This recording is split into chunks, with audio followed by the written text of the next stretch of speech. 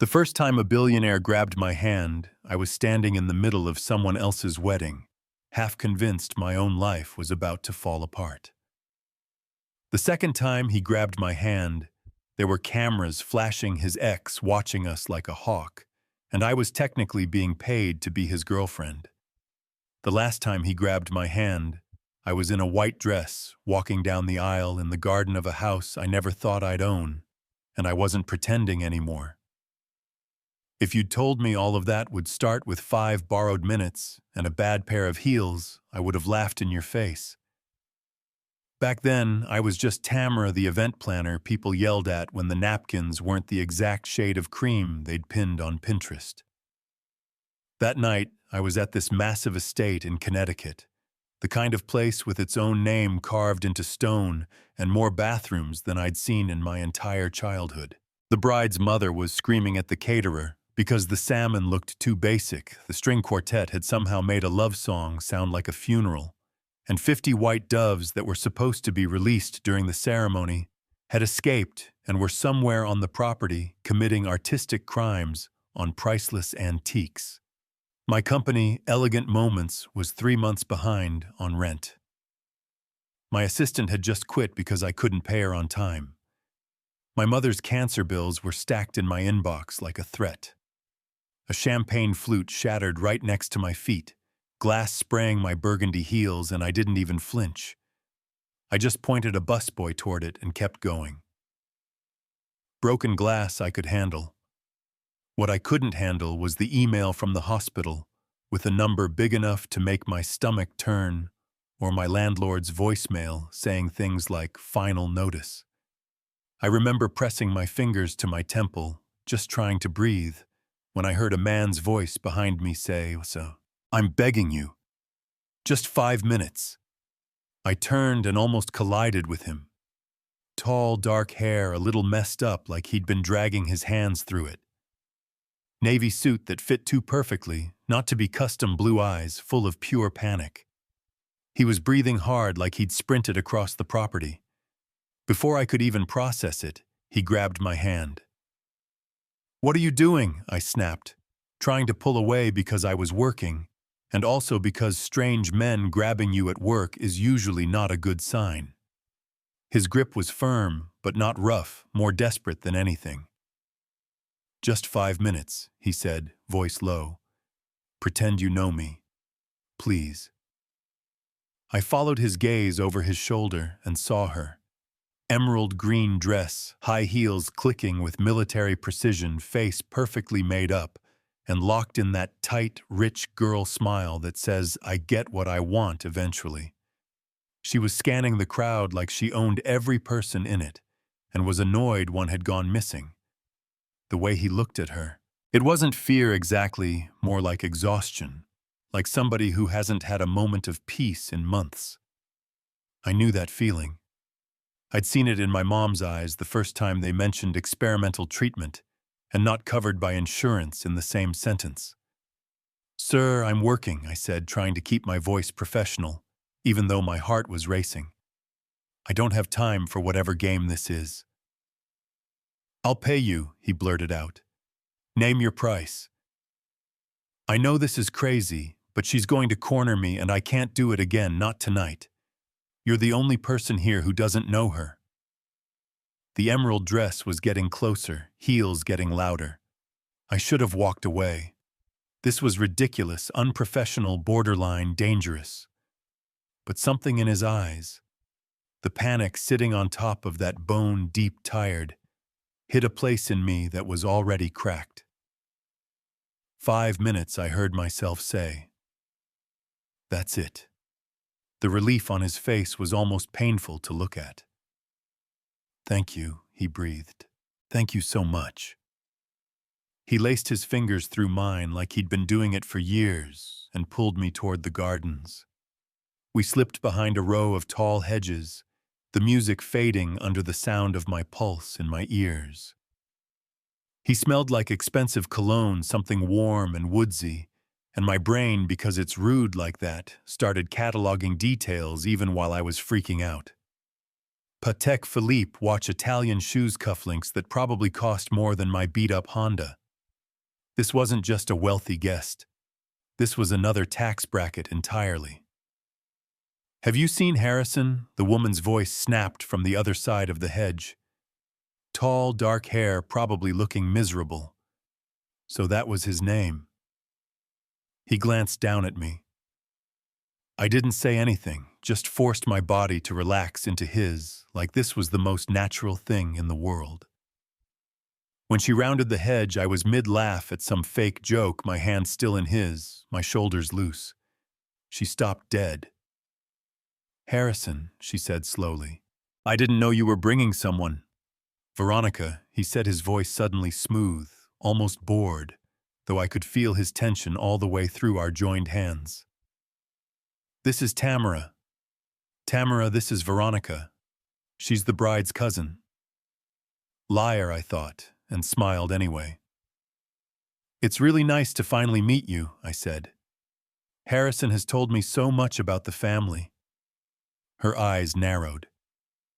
"Funny," she said, lips curving without warmth. "He's never mentioned you." "We've been keeping things quiet," I said, surprising myself with how easily the lie came. "You know how it is, you want to make sure it's serious before putting it out there." His arm slid around my waist, not pushy, just enough to sell the story. "Very serious," he added. She studied us for a long second. I could feel my heartbeat in my throat, but I kept breathing, kept leaning into him like this was just another Tuesday. Finally, she smiled that cold little smile. "Well," she said, "congratulations. I hope you know what you're getting into, sweetie. Harrison has a tendency to lose interest quickly." I wanted to roll my eyes, but I just shrugged. "I'll take my chances," I said. That one clearly landed because her jaw tightened before she turned and walked away, her dress flaring behind her like a storm cloud. The minute she disappeared, he let go of me and stepped back. "I'm so sorry," he said. "I shouldn't have dragged you into that." "No," I said, smoothing my dress and trying to remember which disaster I'd abandoned. "You really shouldn't have. But I'm guessing you had a good reason." He hesitated, then sighed. "She's my ex-fiancée," he said. "We were supposed to get married. I found out she was only in it for my money, called it off. And she's been following me around ever since, like it's all some misunderstanding I'll eventually apologize for." He looked suddenly smaller, not physically, just human. "I know that's not your problem," he added. "You were trying to do your job, and I hijacked you. Let me pay you for your time." Something in me bristled, even though God knows I needed money. "I don't want your money for that," I said, sharper than I meant. "I want to find 50 missing doves and not have your ex murder me with her eyes in the middle of the cocktail hour." He actually laughed, a real laugh, and for a second, the panic dropped away. "50 doves," he said. "That sounds like a story." "It's a nightmare," I muttered, but I found myself smiling back. "At least let me give you my card," he said. "If you ever need anything event-related or otherwise, I owe you one." I hesitated, then took it. Harrison Reed, CEO, Reed Technologies. I'd heard of the company everybody had. I slid the card into my pocket, told myself it was just a funny detail in a weird night, and went back to chasing doves and calming down a mother of the bride who thought the universe was conspiring against her because it rained for 10 minutes. Then real life came crashing back. My landlord banging on my door. The hospital calling about overdue balances. My assistant texting that she'd accepted a stable job because she couldn't bet her life on a company that might not make it. You know what I mean. That slow, grinding kind of fear that sits in your chest and doesn't leave. A week later, I was sitting in my cramped office above a dry cleaner staring at my spreadsheet, like I could will the red numbers to turn black, when someone knocked gently and pushed the door open. "I hope I'm not interrupting," a familiar voice said. I looked up and almost dropped my pen. Harrison Reed was standing in my doorway with a paper bag from the coffee shop downstairs. He looked wildly out of place. Sleek suit, polished shoes in a room where the paint was peeling, and the computer made a dying animal noise every time I turned it on. "What are you doing here?" I blurted. "Coffee," he said, holding up the bag like a peace offering. "And business, if you'll hear me out." As it turns out, the Reed Foundation did a huge charity gala every year raising money to bring technology into underfunded schools. As it also turns out, he was tired of the same safe, pretty boring party his old planner threw, and apparently he'd spent half that wedding watching me multitask my way through chaos. "I want you to do it," he said simply. "You're good at this, Tamara." Then he slid a contract across my desk with a fee that made me dizzy. Planning that gala would keep Elegant Moments alive at least for a while. It could pay back rent vendor debts, maybe even give me enough breathing room to think about my mom's treatment options without wanting to throw up. I took the contract home, read it about 10 times, then called my mom. I left out the part about fake fiancés and hedges and adrenaline, just told her the truth. My business was dying, and this was a chance to save it. "Do you trust him?" she asked. I thought about the way he'd looked at me when I called him out, the way he owned up to his mess, the way he came all the way to my tiny office with coffee instead of just having his assistant email my contact form. "Yeah," I said finally. "I think I do." "Then sign," she said. "We don't turn down lifelines because we're scared they look too good." So I did. Planning that gala with Harrison was the first time in a long time I felt like more than the help. He listened when I pitched wild ideas, like turning the ballroom into a tech garden with LED flowers and interactive walls that showed kids actually using the equipment the donors were paying for. And instead of telling me it was too much, he told me to go further. We spent hours in his glass office sketching layouts, arguing about music, trading stories about our childhoods. I found out he'd started Reed Technologies out of a tiny shared apartment with 2 friends and a crappy couch, that he cared more about the foundation than about the awards on his walls, that he hated most of the social events his money forced him to attend. He found out my mom used to clean houses for people who treated her like furniture, that I'd saved for years to start Elegant Moments, that I'd rather eat instant noodles than take charity. Somewhere in there, the desperate guy from the garden turned into a real person. Right around the time I started to relax, the twist came. We were in my office one late afternoon going over centerpieces, both exhausted. I'd just told him for the 100th time I didn't need special treatment from his family at the gala, that I hated being looked at like I'd snuck in the side door, when he went quiet and stared at the floor for a long moment. "I have a crazy idea," he said finally. "You can absolutely say no. Honestly, you probably should say no." "You're really selling it," I said. "Just say it." He took a breath. "Veronica isn't going away because she's convinced I'm available," he said. "The restraining order will help, but it doesn't change the story in her head. At that wedding, when she thought you and I were together, she backed off. So, what if we leaned into that?" I just looked at him. "You want me to what, move into the hedge full time?" He half laughed, half winced. "I'm saying, what if we made us public?" he said. "Just for a while, a few months. We show up places together. We let people believe we're dating. We post a few pictures. She sees it's real, she moves on." "You want to hire me to be your fake girlfriend?" I said, just to hear it out loud. "In public. On purpose." "For 3 months," he said, and then because he's who he is, he pulled out his phone, typed in a number, and showed it to me. "I pay you this for your time, and I cover your mother's treatment. All of it. I already asked my lawyers about structuring it cleanly so it doesn't screw up your taxes. The number on that screen was obscene to me, in the best and worst way. Enough to pay for the experimental treatment the doctors said could buy my mom years. Enough to pay off my debts and put my business on solid ground. Enough to change everything. I wish I could tell you I was noble that I turned it down on principle. The truth is, I went home, sat on my bed, stared at my bank app, listened to my mom's tired voice on the phone, and realized pride wasn't going to pay for anything. So we signed a second contract. 3 months, clear boundaries, no intimacy requirements, just appearances and social media and family lunches. He wired the money to the hospital before I even picked out a dress for our first date. That was the twist in my story. The moment my love life officially became billable.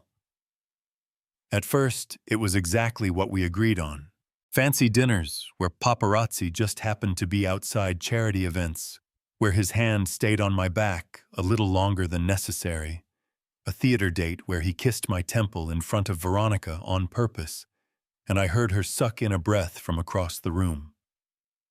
It was weird and awkward, and strangely easy. Then the real stuff snuck in.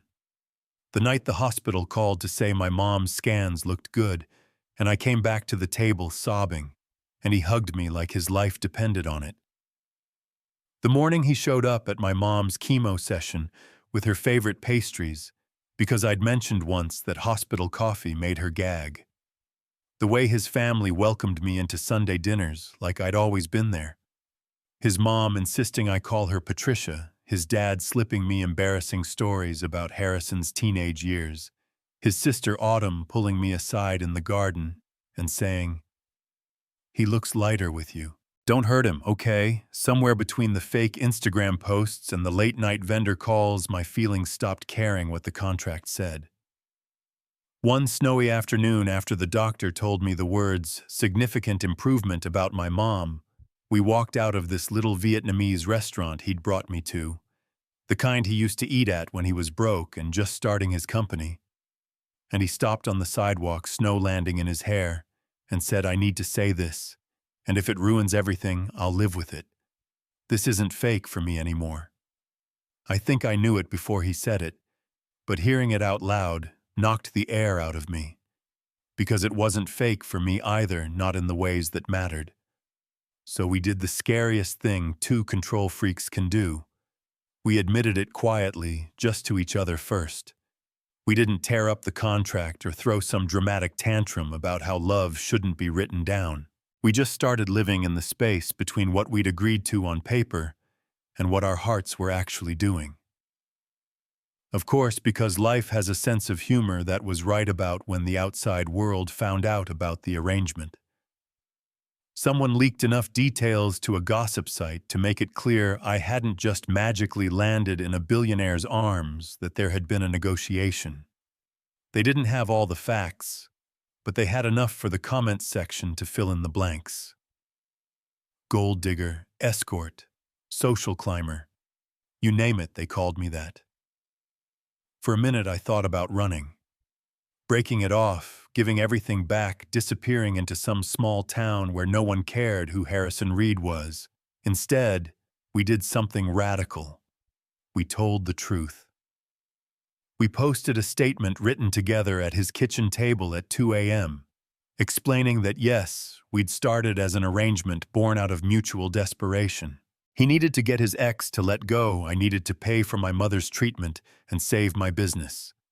We put the messy part right there out front. We didn't pretend it was a meet cute, but we also told them the rest. That somewhere along the way between contracts and events and hospital waiting rooms, we'd fallen in love for real. Some people believed us. Some didn't. Strangers on the internet decided what my motives were without knowing my mother's laugh, or the sound Harrison makes when Buddy, our dog, falls asleep on his foot. But the people who mattered, our families, our friends, my mom, they knew. The gala went off like a dream. Kids from schools the foundation supported walked through that tech garden wide-eyed. Donors cried in front of screens, showing stories their money had funded, and Harrison stood beside me in his tux, whispering, "You did this in my ear," while people asked for my business card. Afterward, in his penthouse, when I was barefoot and exhausted, he took my hands and said, "I want to stop pretending. No more timelines, no more end dates. I love you. I'm all in if you are." The proposal came later in his parents' backyard on Christmas Eve, under fairy lights and falling snow, while his entire family pretended not to be watching from the kitchen window. It wasn't fancy, just him dropping to one knee, with his grandmother's ring in his hand, voice shaking, as he said he wanted to spend the rest of his life making up for all the years I'd spent holding everything together alone. I said yes so fast, I barely let him get the question out. Now, when I look back, it's easy to focus on the pretty parts. The garden wedding at our own house, my mom raising a glass at the reception, because she lived long enough to see me married and healthy enough to dance the dog racing around, stealing appetizers while everyone laughed. But I remember the ugly parts too. The late-night anxiety, the nasty comments, the way Veronica's obsession exploded into vandalism before her family finally got her real help. I remember standing in my office staring at "He'll never be yours" sprayed across my desk, and realizing that if I walked away out of fear, she'd win. I also remember her friend meeting me months later, eyes tired, saying, "She's in treatment now, and she asked me to tell you she's sorry." People love to turn stories like mine into something simple. Fairy tale or cautionary tale, gold digger, or savior villain or victim. The truth is messier. I took money from a man to play a role in his life, and he used his money to save my mother's life. Somewhere in that messy overlap, we became real to each other. So now when people ask if I regret any of it, the contracts, the gossip, the judgment, I think about my mom's hand in mine at my wedding, about my staff in our bigger, brighter office, about Buddy snoring at the foot of our bed, while Harrison reads reports out loud in a terrible, dramatic voice just to make me laugh, and my answer is no. I don't regret surviving in the only way that made sense at the time. I don't regret betting on something that started out complicated and turned into the most honest thing in my life. But I am curious what you think. If you were in my shoes, drowning in bills watching someone you love fight for their life, offered a contract like the one I signed, would you take it, or would pride and principle make you walk away? Do you think a relationship that starts as an agreement can ever truly be equal? Or is there always a power imbalance lurking under the romance? And what about someone like Veronica? Just a villain, or another broken person who never learned a healthy way to feel safe? Tell me in the comments how this story hits you, whether you think I was right or wrong, and if you've seen anything like this in real life. And if you stayed with me all the way through this wild ride, make sure you like the video, subscribe, and share your own stories about love, money, and the messy places where they collide. Because that's where things get really interesting, you know what I mean?